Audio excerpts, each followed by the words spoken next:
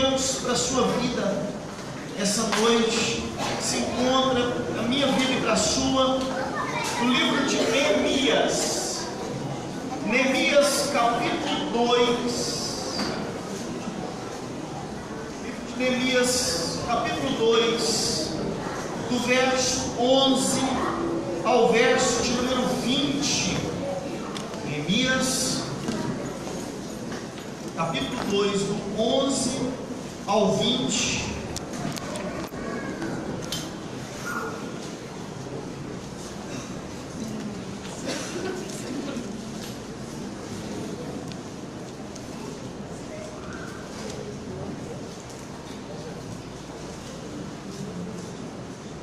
Bem, eu leio os versos ímpares, os irmãos leiam os versos pares.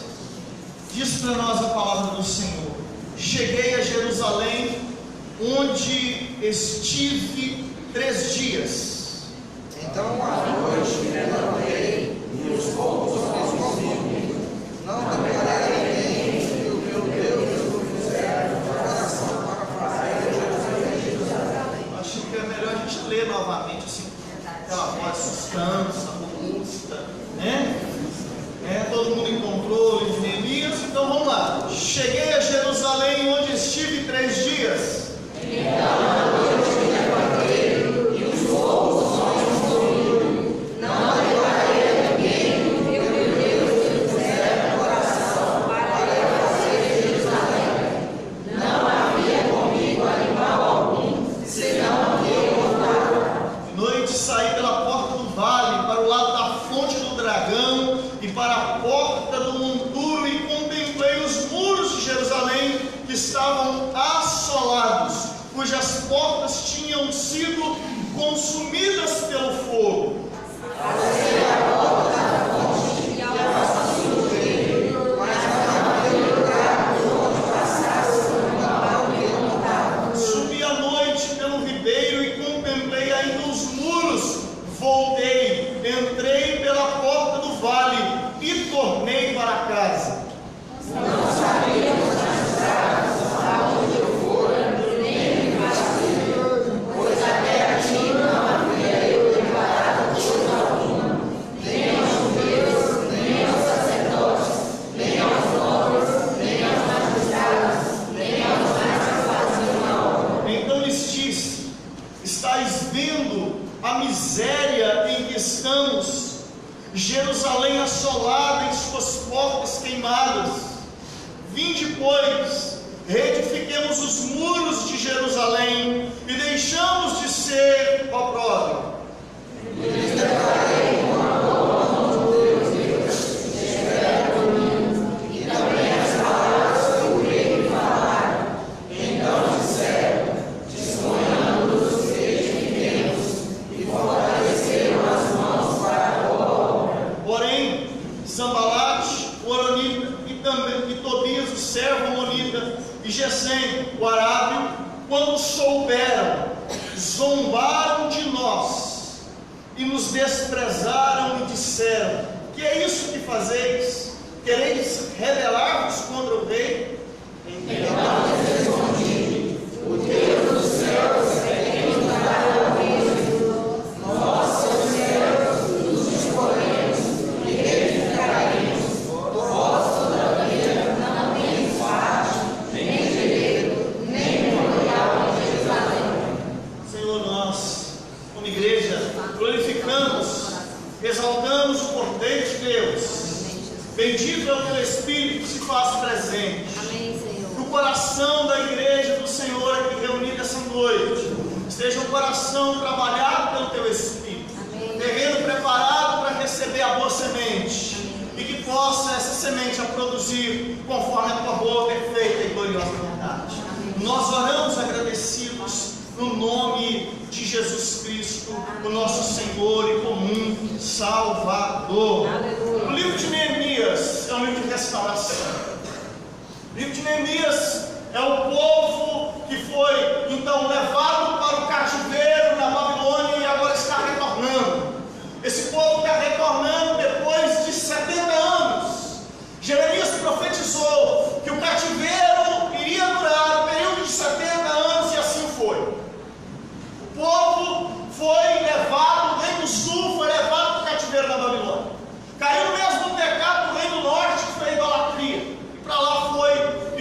70 anos. Mas a palavra do Senhor, no livro de Jeremias, diz que Deus traria o seu povo com mão forte, com amor, com misericórdia.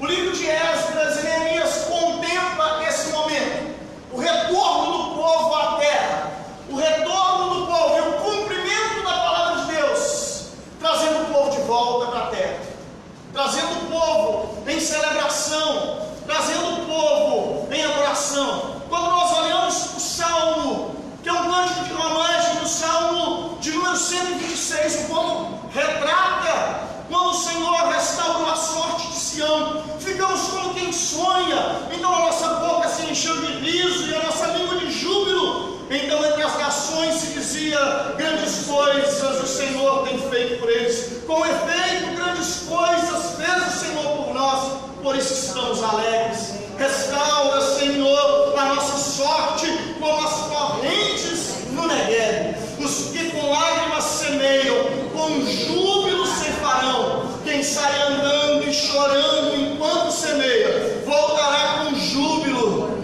trazendo seus filhos. Esse é o resultado de um povo que ansiou por restauração. Esse é o resultado do povo que desejou voltar para a terra e foi subserviente por 70 anos, enquanto outros ficaram, os velhos, os mais pobres, ficaram em Jerusalém. E nessa mescla de pobres, idosos, homens fracos, mulheres frágeis que ficaram em Jerusalém, a política da Babilônia era mesclar o povo, e ali surge então os samaritanos. Esse é o contexto.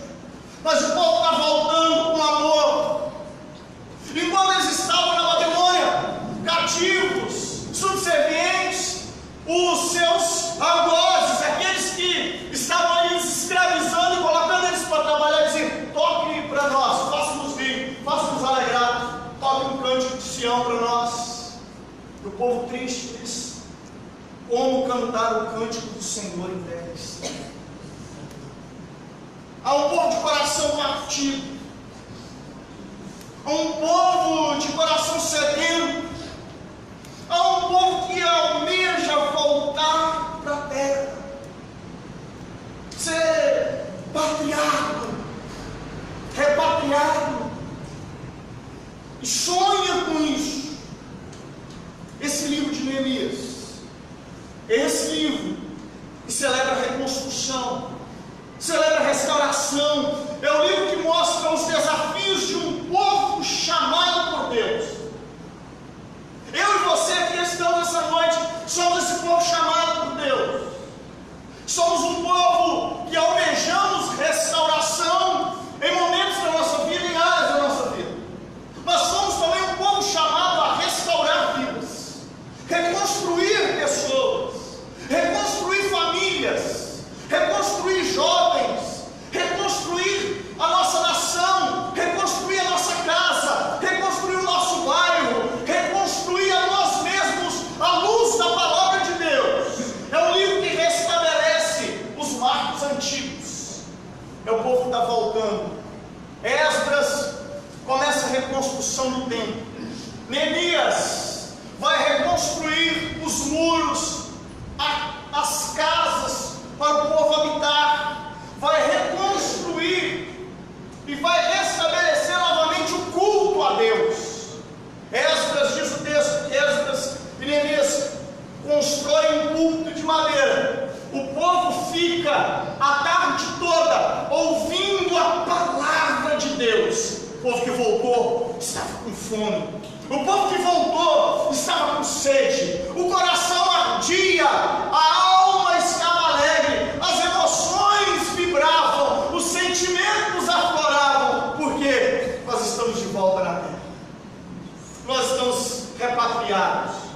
Os marcos antigos, as bases, a palavra de Deus, o culto a Deus, a celebração ao Deus eterno, estava voltando. O povo estava festejando, celebrando, o povo estava adorando. É a volta ao culto, tendo Deus como centro de todas as coisas. É reconstruir vidas. Deus nos chama para reconstruir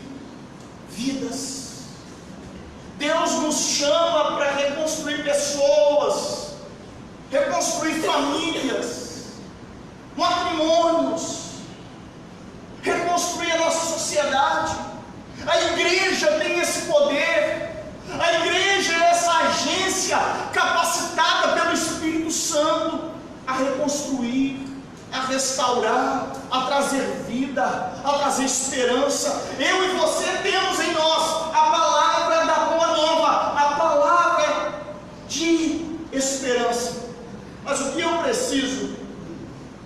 O que preciso para que grandes reconstruções aconteçam? O que eu, Arnaldo, preciso fazer? Como reconstruir vidas? Como reconstruir? Você que é professor, reconstruir lá na sua escola, meninos e meninas que estão sendo destruídos, no seu trabalho que você encontra com um amigo, uma amiga, e ela está dizendo: meu casamento está destruído, minha vida acabou. Como reconstruir? Em primeiro lugar, fazer grande reconstrução. Para que elas aconteçam, precisamos que cada um entenda a sua posição no reino de Deus. Quero reconstruir?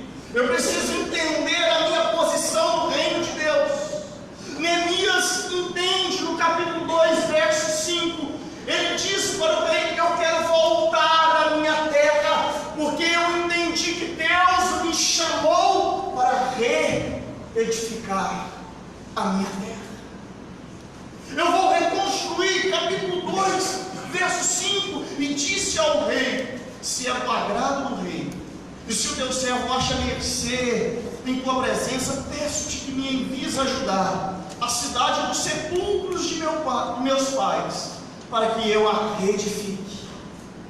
Ele entende que a sua posição no reino era para reedificar, reconstruir, mas ele não está só reconstruindo o muro, ele vai restaurar não só os muros, ele vai restaurar a fé, ele vai restaurar a esperança, ele vai restaurar amor.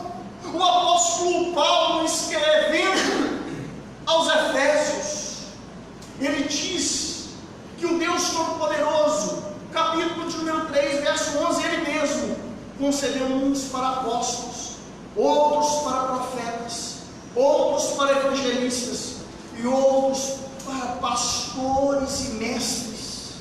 Liderança, homens que entendam, mulheres que entendam o seu papel no reino, de reedificar, de reconstruir, de abraçar, de acolher. Quando nós entendemos a nossa dinâmica, o nosso papel, o nosso posto no reino de Deus, nós vamos fazendo movimentos para reedificar, movimentos para reconstruir. Nossas ações vão ter um foco, a redenção. As nossas ações vão ter um foco, o ministério da reconciliação, anunciar que Deus está em Cristo, reconciliando consigo o mundo, reconciliando consigo o perdido, tirando as escamas dos olhos, restaurando a visão ao cego e tirando aquele que habita no cativeiro. O Deus Todo-Poderoso deseja que eu e você, eu imagino, isso é o fantástico mundo de Arnaldo. Eu imagino o seguinte: cada um de nós como se fosse um tabuleiro de xadrez. Cada peça tem a sua função. Árvore a árvore, cada um no seu quadrado, de modo que não se chocam, não se confundem, mas todas servem a um único propósito. Quando lá tem a rainha, nós temos o rei. Servir ao rei, anunciar as boas novas da salvação, anunciar e reconstruir vidas. À medida que eu e você começamos a entender a nossa posição, nós começamos a restaurar a dignidade daquele que está caído, restaurar pessoas, reconstruir vidas, estender a mão ao perdido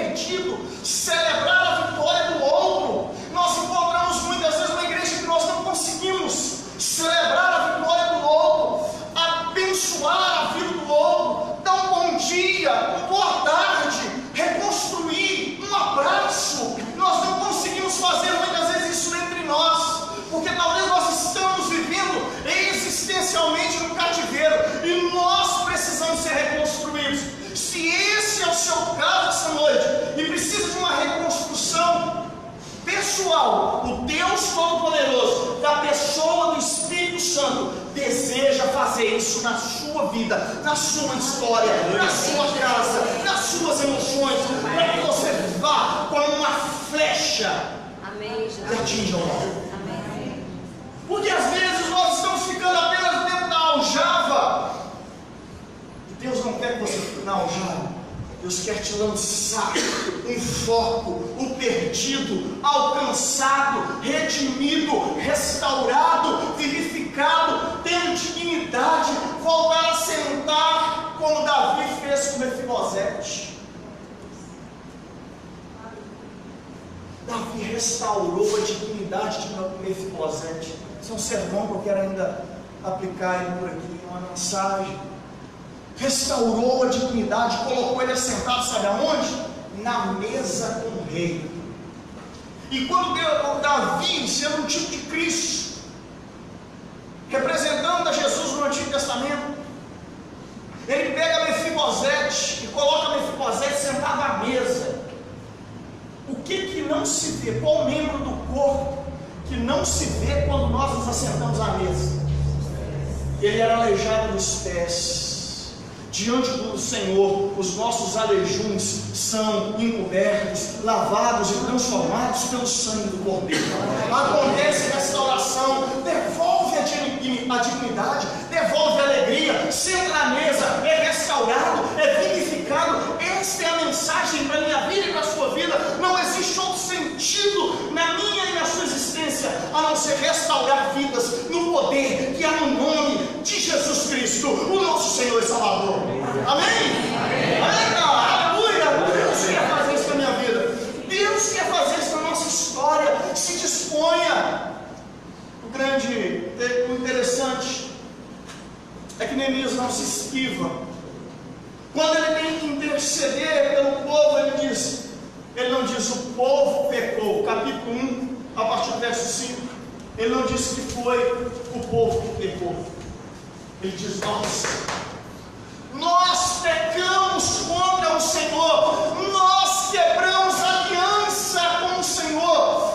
Neemias sente a dor do outro, Neemias sente a dor do próximo, a angústia do outro, o sofrimento do outro, o cárcere do outro, a pobreza alheia, o sofrimento, as angústias. E ele tem uma finalidade: o que nos levou para o cativeiro foi o pecado, e o que pode nos restaurar essa dignidade, o que pode nos colocar de volta na terra, é arrependimento dos nossos pecados.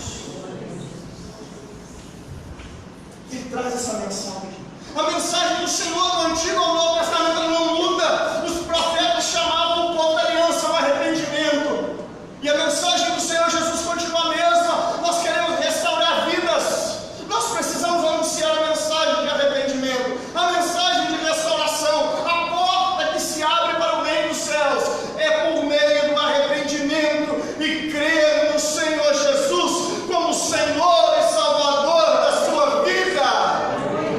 Essa é a mensagem do Senhor, essa é a mensagem de redenção, essa é a mensagem que tira o homem do cárcere, tira ele do lamaçal, coloca os pés dele sobre uma rocha, coloca nele um novo cântico nos lábios, um hino de louvor, e ele se torna testemunha, de modo que muitos verão, confiarão, temerão e receberão o Senhor. Essa é a mensagem do Senhor que eu e você precisamos anunciar, que Deus estava em Cristo reconciliando o perdido com Ele. É o Deus que abraça, é o Deus que acorda. Mas aonde está o Jesus? Aonde está Jesus? Está aqui? Tu estás aqui, Jesus? Jesus está aqui. Jesus está aqui. Jesus está aqui. Na personificação, Paulo diz: sejam meus imitadores como eu sou de Cristo. Ele não transfere a responsabilidade para o outro. A mensagem de restauração, Neemias incorporou, Neemias personificou essa mensagem de restauração. Ele vivenciou isso, ele transpirou isso, ele enfrentou isso, ele clamou por isso, ele chorou por isso, e as coisas aconteceram em nome de Jesus. Segunda, eu quero uma reconstrução, que cada um não só veja o problema, mas tenha a resposta para o problema. Nós somos bons em diagnosticar, nós somos bons em ver o problema, nós somos bons em olhar e dizer: este é o problema, gente. O problema do louvor é esse, o problema desse pecado é esse, o problema da mensagem é essa.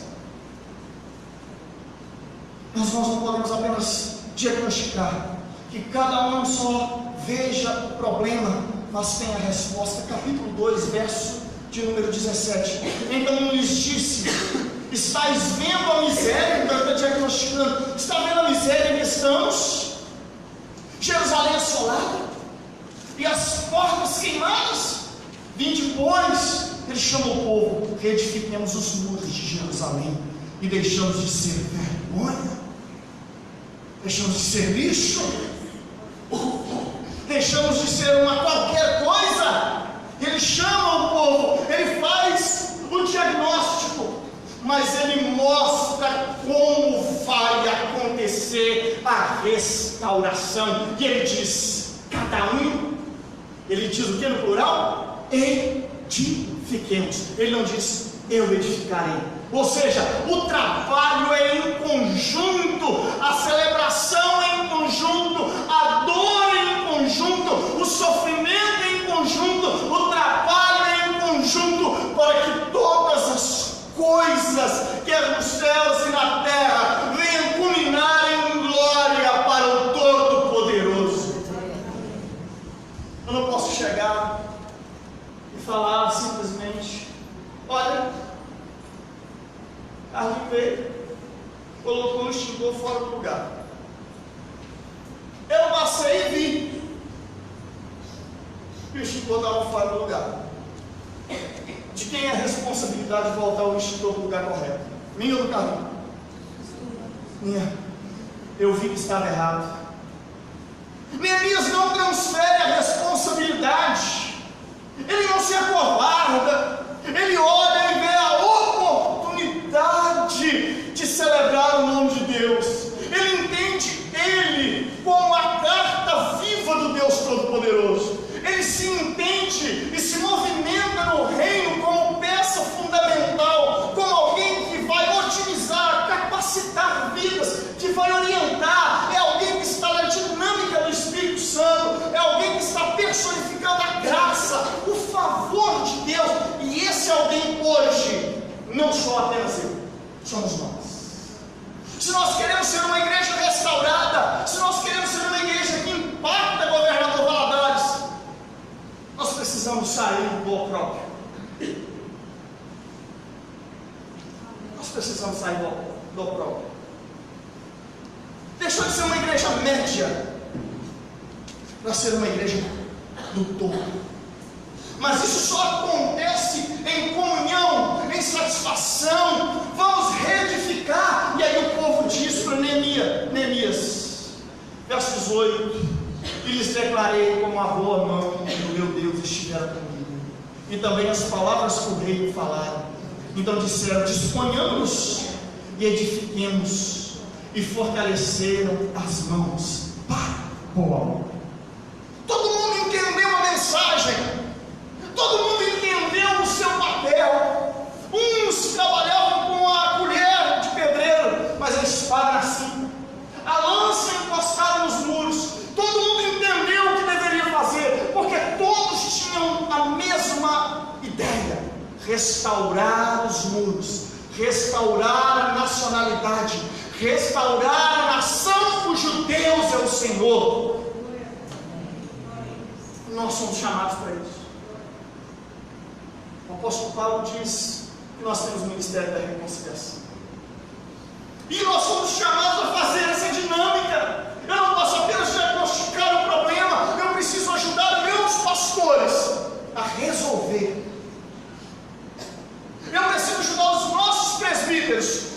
resolver. Eu preciso ajudar os nossos diáconos a resolver, e não dizer é responsabilidade do pastor, é responsabilidade da junta diaconal. Quanto a mim, estou fora do quadrado.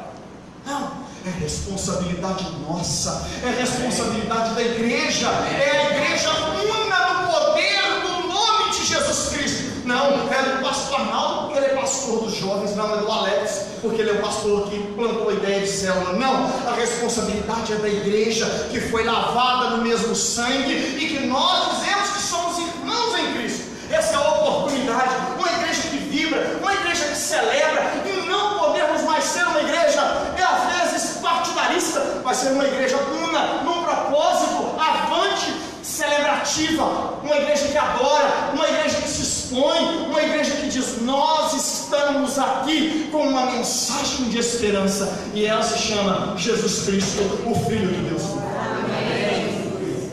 Essa é a mensagem do Senhor. Terceira, eu quero restaurar vidas, quero ter. O que eu preciso? Em terceiro lugar, que cada um consiga entender que a boa mão de Deus está com ele ou sobre ele. Foi o que Neemias disse. Ele relata o tempo que a boa mão de Deus estava sobre ele. Você consegue identificar se a mão de Deus está sobre a sua vida? Você consegue captar suas anteninhas de vinil? Consegue detectar a bênção do Senhor sobre a sua história?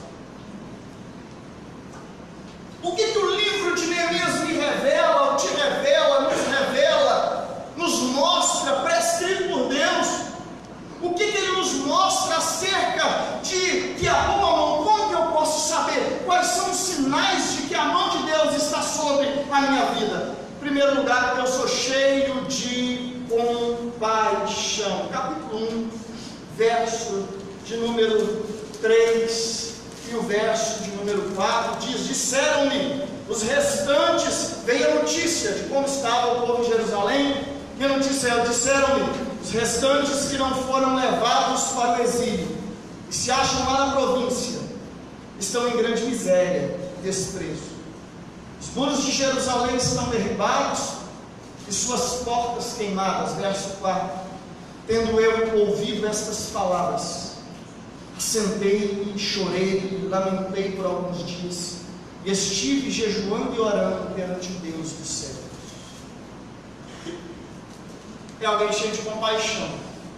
Apenas esse verso me revela que o coração de Neemias se coloca. Você quer saber se a boa mão do Senhor está sobre a sua vida? Repare se você é uma pessoa que tem compaixão. Se você chora por causa do perdido, se você chora por aquele que se perdeu dessa igreja, se nós nos lembramos daqueles que caíram e se afastaram e hoje se encontram no reino das trevas, no império das trevas.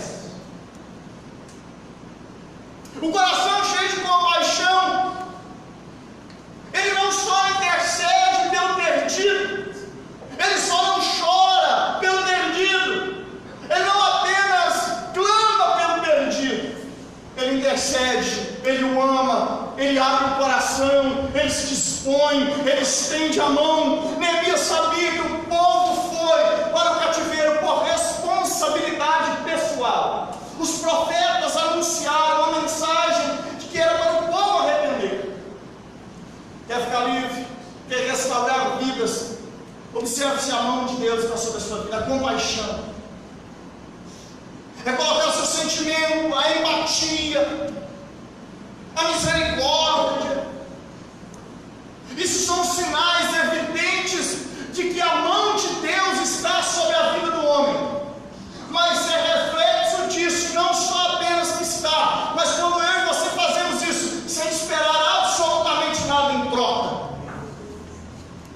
Quando eu sei, é quando eu entendo que eu sou a pessoa que tem compaixão, eu te dou isso sem esperar absolutamente nada em troca. Eu sirvo você como Jesus Cristo fez, sendo Deus. Não usou de usurpação para ser igual a Deus, mas antes assumiu a forma de servo e se humilhou. Um coração cheio de compaixão, cheio de amor, cheio de misericórdia. Como que eu sei, Arnaldo?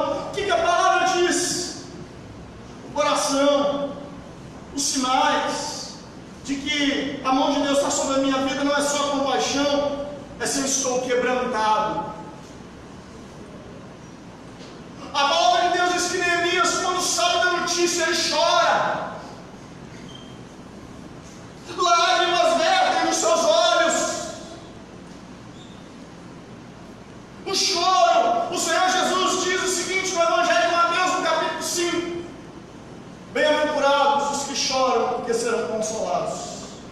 Essa última quarta eu falei com os nossos adolescentes sobre esse choro. Eu perguntei para eles: pelo que vocês choram diante de Jesus? Aí eu choro porque minha amiga está indo embora, eu choro porque eu perco um ente querido. E o Senhor consola? Consola. Mas o choro do Evangelho de Mateus, no capítulo 5, é o choro do homem que identifica a sua miséria. É o homem que chora, é a mulher que chora, é o adolescente, o jovem que chora pelo seu pecado, pela sua miséria, mas que chora diante do Senhor, porque sabe que ele vai ser consolado. E a palavra consolar é chamar para o lado. Quando eu e você choramos pelo motivo que agrada o coração de Deus, que é o arrependimento de pecados, é o choro de entender quando eu sou miserável, o Senhor me pega, o Senhor te pega, o Senhor nos coloca do lado dele para restaurar as nossas emoções, para restaurar o nosso caráter, para restaurar a nossa vida, nos colocar de pé para restaurar outras vidas e anunciar a mensagem do Evangelho das boas novas. Existe um rei vencedor e o nome dele é Jesus Cristo, o Filho de Deus. Tem chorado? Temos chorado pela nossa miséria. Outra realidade, o sinal de que a mão de Deus está sobre a minha vida é estar espiritualmente despertado. Diz o texto que ele jejuou e orou por alguns dias. O jejum caiu em descrédito nos nossos dias. Às vezes nós fazemos o jejum por uma barganha com Deus, por motivos dos mais diversos. Mas o jejum que agrada ao Senhor é aquele onde o homem não desconfigura o seu rosto, não anuncia, mas pelo contrário, ele se esconde no seu quarto, debruça sobre a palavra, busca face e intimidade com o Criador, declara a sua miséria, declara a sua grandeza pelo poder de Jesus Cristo, e não se corrompe, e permite que aquele que sonda e conhece, no momento do jejum, não só se abstém do alimento, mas abre o coração e diz: mostra-me a minha miséria, tira a farsa do meu coração, tira a máscara, porque Jesus mesmo disse para os seus discípulos: olha, tomem cuidado com o fermento dos fariseus. E o fermento dos fariseus era a hipocrisia. Quando Jesus disse isso, ele falou assim: olha, cuidado, meus discípulos, que vocês podem usar a máscara da religião. Nós estamos sujeitos a isso. Mas no momento do jejum, as máscaras caem, o ego murcha, as pulsões da carne começam a aparecer, mas aquilo que é valor absoluto dentro do homem, a palavra, a oração, o Espírito de Deus, começa a interagir com o meu e com o seu espírito, e grandes coisas começam a acontecer dentro e fora da nossa história. Essa é a verdade do Evangelho do nosso Senhor e Salvador Jesus Cristo. Essa é a mensagem que pode redimir e restaurar vidas, que pode tirar o homem do lamaçal. Quais são os sinais de que a boa mão do Senhor está sobre a minha vida e sobre a sua vida?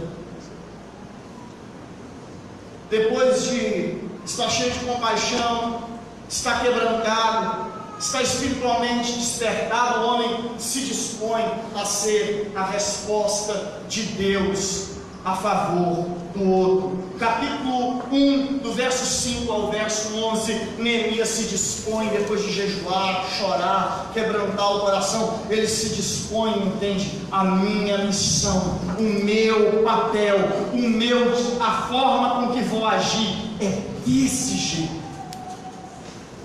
Ele se dispõe, ele não quer saber se ele vai carregar, se ele vai ter que pintar, ele quer servir. Ele não quer saber se ele está entre pobres ou ele está entre ricos. O homem que está com a boa mão de Deus sobre a sua vida, o que fica evidente para ele, não para o outro, é que o coração dele se move em favor do pobre, do rico, do desvalido.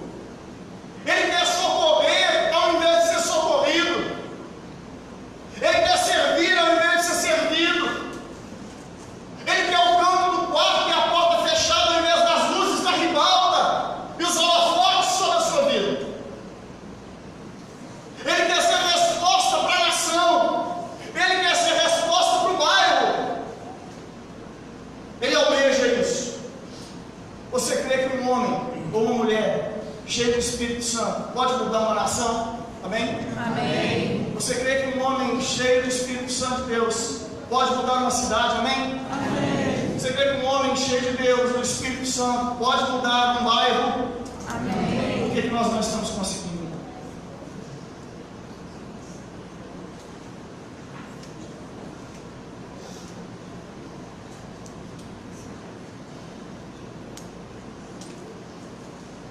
O pulso ainda pulsa.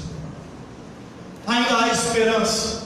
E o profeta Jeremias chega a dizer sobre isso: coloque a boca no pó. Talvez ainda haja esperança. Mas a mensagem é que Deus restaura. E Deus quer te usar. Deus quer nos usar. Nós sempre achamos a lição de hoje da treliça e da videira, que o nosso irmão Rico ministrou. Ela disse que partes da lição nós sempre observamos o lado do outro. Parece que Deus está agindo lá na igreja de fulano de tal. E por que Deus não está agindo na nossa? Deus está agindo da mesma forma. Deus está fazendo do mesmo jeito. O que está diferente são pessoas que se despertaram, que entenderam, se posicionaram e entenderam que a boa mão do Senhor está sobre a sua vida e se submeteram às Escrituras e se submeteram à autoridade do Espírito e fluíram no Espírito e no poder do Deus Jesus ressurreto. O problema nunca está na mensagem, porque a palavra de Deus é viva e eficaz, mais cortante do que qualquer espada de 2 gumes. Ela é apta para discernir pensamentos e sentimentos. Mas nós fugimos da palavra de Deus. Neemias encarou ela, abraçou. Eu quero ser um restaurador. Quantos aqui essa noite desejam ser e entendem que Deus está lhe chamando a restaurar vidas, a restaurar pessoas, a curar emoções, a estender a mão, a interagir, a vivenciar com o outro a dor do pobre, do desvalido, e vivenciar aquilo, a tirar aquele. O Espírito do Senhor está sobre mim, e Ele me ungiu a pregar. O profeta Isaías vai dizer: me ungiu a pregar as boas novas para os quebrantados de coração, a tirar aqueles que estão cativos. O Espírito do Senhor, Ele consegue identificar. Existem pessoas que estão com o coração quebrado, escaqueado, e querem isso. A mensagem do Senhor é sempre olhar para o mundo. A igreja não foi feita por Cristo para ficar em si mesmada, ensalerada, ou dentro do saleiro, e nem para dentro dos portões. A igreja foi chamada e vocacionada na eternidade para ser como Cristo, que abandonou, que deixou a sua glória e se encarnou, assumindo a forma de servo, e se relacionou com o pecador, com a prostituta, com o desviado, e sentou à mesa e se relacionou e olhou nos olhos e comeu com eles, e sabia de uma coisa, que ele tinha uma mensagem redentiva. Ele não se curvou ao mundo, mas ele levantou o mundo mundo e apresentou a redenção. Ele não se curvou diante do império das trevas, mas ele foi levantado no madeiro para que todo aquele que visse não temesse. E foi escrito sobre a sua cruz, em idiomas, o Rei dos Judeus, para que todo o povo, tribo e nação daquela época pudesse ver a redenção. A igreja é sal fora do saleiro. A igreja é missional do portão para fora. O culto acontece, a celebração aqui está acontecendo, mas ela se desempenha de forma eficaz do portão para fora.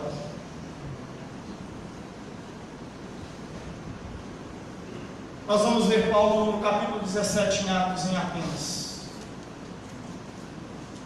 discutindo com os filósofos. Diz que a alma, ou o espírito de Paulo se angustiou ante a quantidade de ídolos.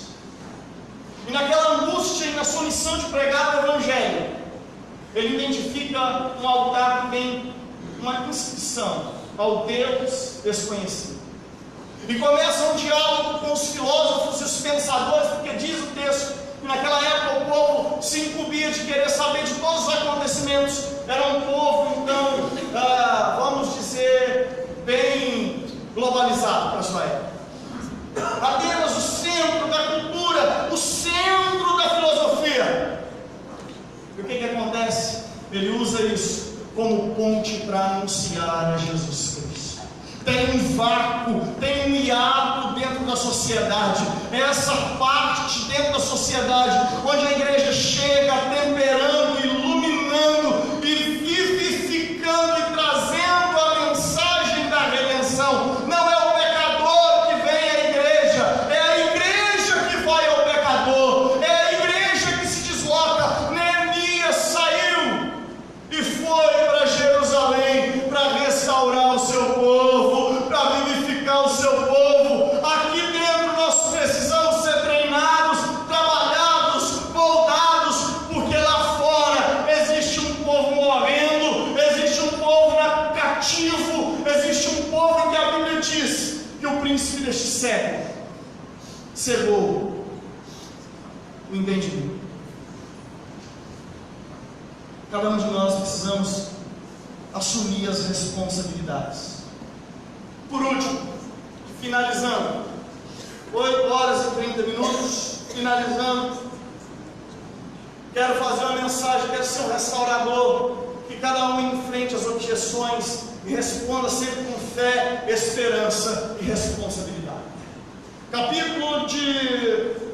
Verso 19, diz que Neemias, quando Sanbalat e Tobias, capítulo 2, verso 19, se levanta contra ele. Eu e você vamos receber objeção à nossa mensagem. Vamos receber pessoas que querem aniquilar a mensagem do Evangelho, ou porque não entenderam, ou porque odeiam o Cristo que confronta, ou porque são inimigos da cruz. Por um desses motivos, Sanbalat e Tobias eram inimigos da nação, os judeus eram assim. Consequentemente, são inimigos da cruz, porque na cruz o nosso Senhor e Salvador Jesus Cristo uniu todas as tribos, povos, línguas e nações, para que todos se tornem um em Cristo e adorem ao Redentor, ao Rei dos Reis e Senhor do Senhor. As objeções vão surgir, as críticas, o apontar de dedos. Vai ele que come com publicanos e pecadores e meretrizes. Mas ele chega para a mulher que foi pega em flagrante adultério, de forma injustiçada. A lei mandava apedrejar tanto o homem quanto a mulher, mas cadê o homem do texto? E ele diz: mulher, onde estão aqueles que te acusam? E ele diz para aqueles que acusavam: aquele que não tiver pecado, atire a primeira pedra. A Bíblia diz que foi só indo por uma a partir dos mais velhos. Ele levanta a cabeça e pergunta à mulher: ninguém te condenou? Ela: não, nem tampouco eu te condeno. Porque naquele momento ele exerce a função à direita do Pai. Ainda não tinha sido morto nem ressuscitado, mas exercia já o seu papel de advogado junto ao Pai. Ele ali exerce a sua advocacia e diz: nem tampouco eu te condeno. Vai e não adultere mais. Vai e não peques mais. Vai, recomeça a sua vida. Vai, seja digna. Levante a cabeça e ande. Porque aqueles teus algozes, aqueles que te incriminavam, não tem mais este poder. Não tem mais essa função. Não tem mais essa autoridade. Porque a minha paz eu te dei neste momento. Está tudo no pacote. Vai, não peques mais. Graça, paz. A minha paz vos dou, não a dou como o mundo vou lá dar. Ela excede todo entendimento e guarda o coração. Justificado, pois, mediante a fé temos paz com Deus por meio do nosso Senhor Jesus Cristo. Está tudo no pacote para aquela mulher que foi pega em flagrante adultério, foi perdoada, vá, redimida. Essa é a missão da igreja. Essa é a sua missão para onde você estiver, onde você estiver, para onde você for, aonde você estiver. A mensagem é uma. Verso 20. Cada um enfrente as objeções, responda sempre com fé, esperança e amor. Então eles respondiam: o Deus dos céus, quem nos dará bom êxito. Nós, seus servos, nos disporemos e reedificaremos. Vós, todavia, não tendes parte, nem direito, nem memorial em Jerusalém. Vocês não serão lembrados. Vocês não terão a pedra da coroa. Vocês não terão um novo nome. Porque vocês não zombam de Neemias. Vocês zombam do Deus de Neemias. Era isso que Neemias estava falando. E ele responde com fé: o Deus dos céus, o Deus que criou o céu, que criou a terra, o meu Deus, o Yahvé, aquele que é o Jeová, o Todo-Poderoso. É Ele que eu represento nessa história. E o apóstolo Paulo também relata para mim e para você que nós somos embaixadores do Rei.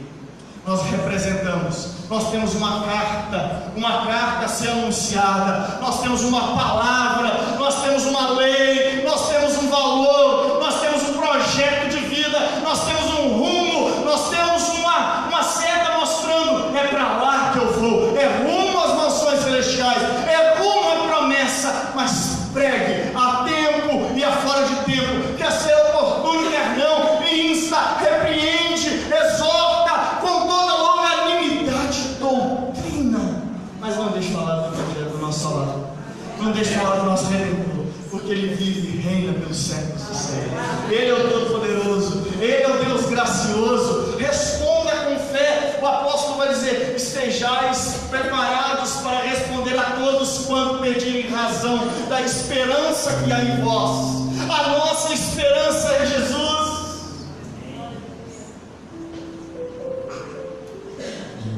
Eu gosto de pregar desse jeito, sabe? Porque eu entendo que eu sou peregrino. Tínhamos um umbigo enterrado no lugar nenhum. E não devemos nada a ninguém, a não ser o amor. A ninguém fiqueis devendo, a não ser amor. Deus nos chama para uma restauração, igreja. Eu quero falar aqui como pastor, esse pouco tempo, trabalhando com alguns jovens esses dias, na iminência de fazer um trabalho legal com o pavilhão. E Deus abençoou apesar de nós. Todd, Lani, Lucas, André, Patrícia, Aline, Arnaldo. Deus abençoou Douglas apesar de nós. Farley, cadê Farlinho? Deus abençoou apesar de nós. Mas o que o Arnaldo vê? Que ainda a única coisa que nos une, galera, e a gente vai falar isso no próximo discipulado, a gente precisa falar, ainda é Arnaldo. O que precisa nos unir é Cristo. Ele restaura. Nosso Redentor cura.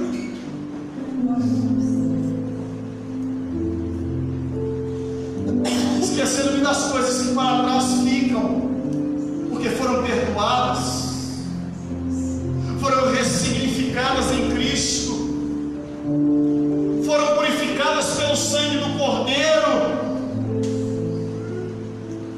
estão aos pés da cruz vazia.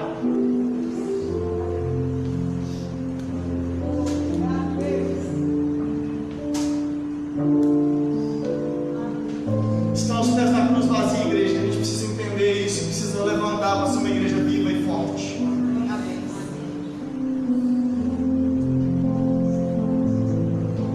Uma igreja viva e forte.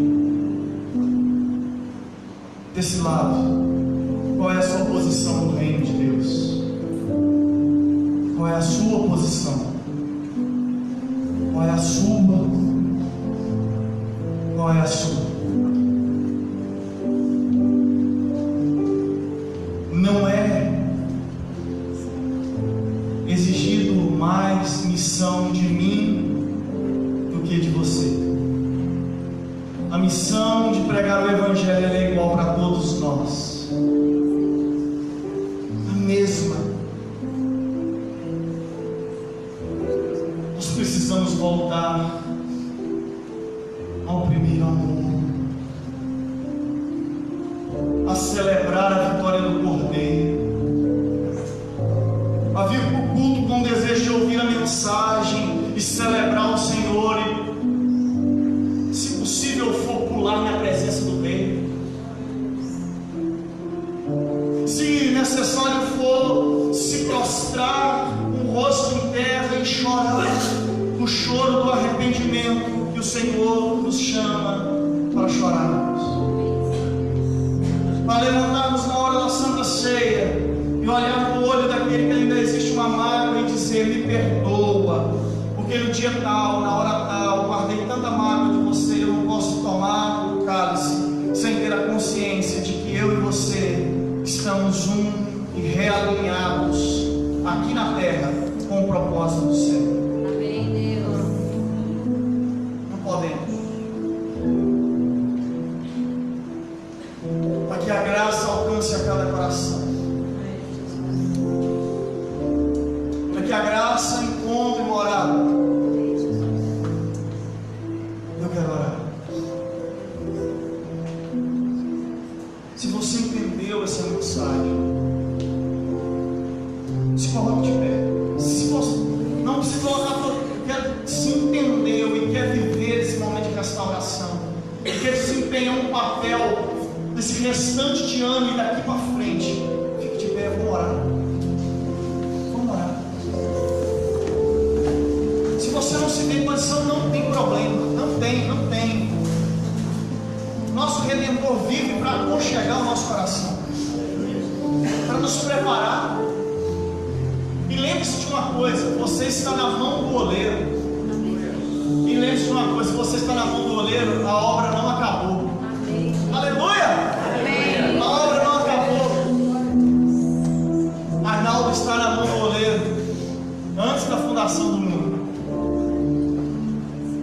Ia terminar a obra quando meu Redentor Filho nosso, sobre as nuvens, cheio de poder e glória e graça. E diz a Bíblia que a sua vinda vai rasgar os céus como um relâmpago. Todo principado e toda potestade se dobrarão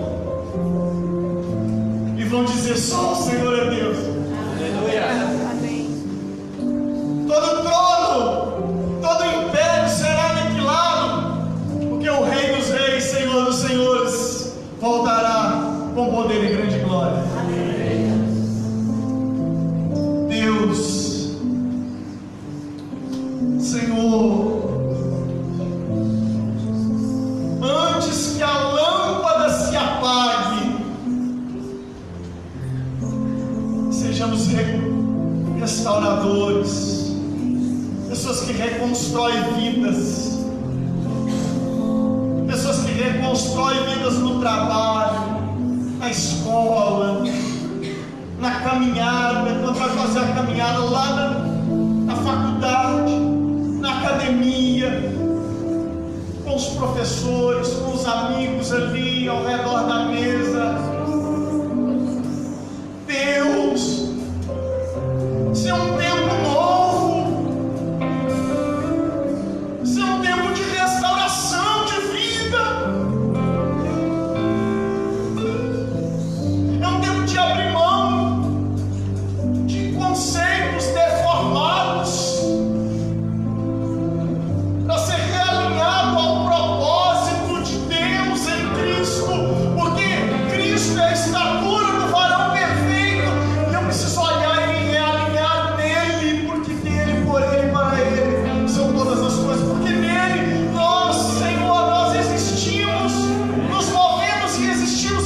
Fora dele eu não sou, mas nele eu sou aquilo que o Senhor me chamou para ser.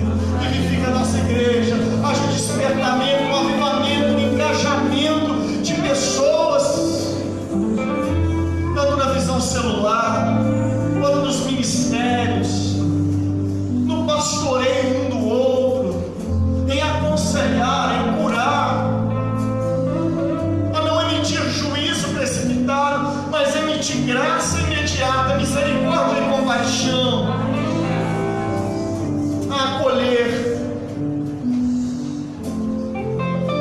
a sarar,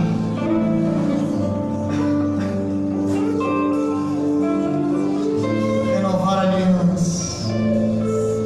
Abençoa a nossa igreja, abençoe o nosso conselho, os nossos Neemias, abençoe a nossa junta diaconal, e sejam como Estevão, cheios do Espírito Santo.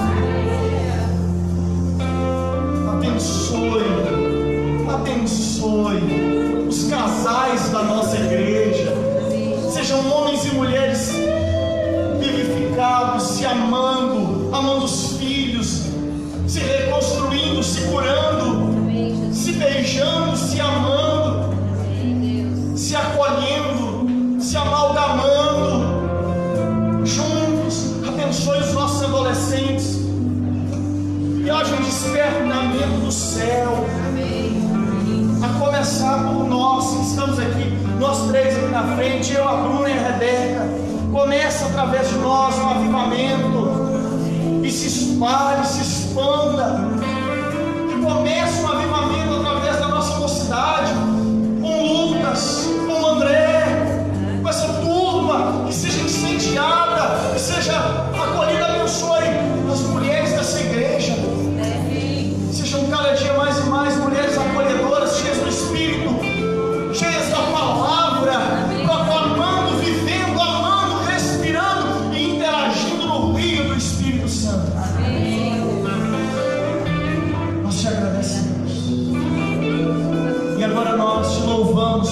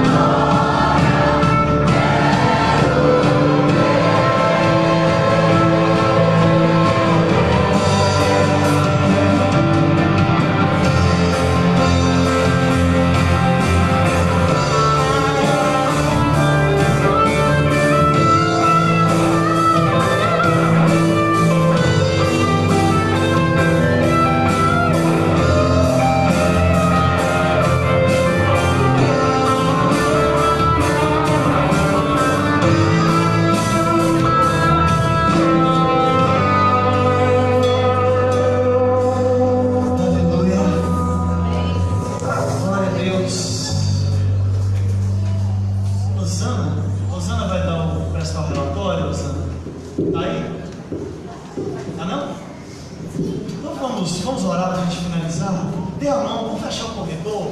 Dê a mão para quem está do seu lado, é seu irmão, você vai morar com ele no céu.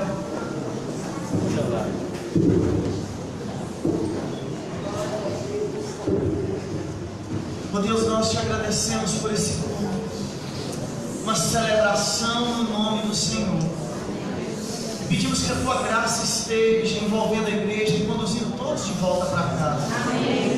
Que a graça do nosso Senhor e Salvador Jesus Cristo, o amor de Deus, o nosso Pai Celeste, e que as consolações do Espírito repousem sobre a sua vida, sobre a sua casa, sobre a semana que se inicia, sobre o seu trabalho, emoções, sobre o pão de cada dia, sobre a sua mesa, sobre as pessoas que trabalham com você, e te livre de todo mal, e sobre toda a igreja de Cristo, hoje e para todos sempre, até que Cristo volte gloriosamente. Aleluia! Aplauda o Eterno. Glória a Deus! Deus te abençoe.